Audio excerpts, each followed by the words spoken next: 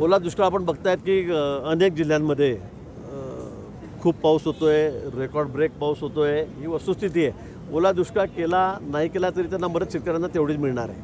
मदतीच्या बाबतीमध्ये सरकार कुठेही कमी पडणार नाही. मोठं संकट शेतकऱ्यांवर आहे याची कल्पना आम्हाला सर्वांना आहे. पण अजूनही पाऊस सुरू आहे. मला वाटतं तो थांबलेला नाही आहे. 2 दिवस अजून पुढे 30 तारखेपर्यंत एक अलर्ट दिलेला आहे. मला वाटतं हे सध्या सगळं 1-2 दिवसामध्ये निवळल्यावर त्या बाबतीमध्ये माननीय मुख्यमंत्री आहेत, दोन्ही उपमुख्यमंत्री आहेत, हे चांगला निर्णय घेत. मला वाटतं की अजून पाणी, मी ते सांगितलं की अजून पाणी शेतातूनच वाहतं आहे. आपण जाऊन बघा कुठेही, आपण मराठवाड्यातही जा, 4-5 जिल्ह्यांमध्ये अजून पाणी तर शेतामध्ये आहेच. त्यामुळे अजून समजतच नाही ते पाण्याखाली काय. मला वाटतं 2-3 दिवस लागतील. 2 ते 3 दिवस लागले की लगेच तात्काळ.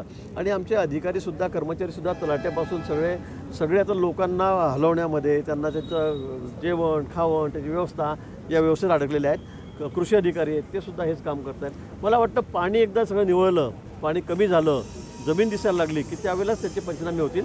पण ते होताबरोबर 2-3 दिवसामध्ये आम्ही निश्चित तात्काळ त्याचे पंचनामे करू.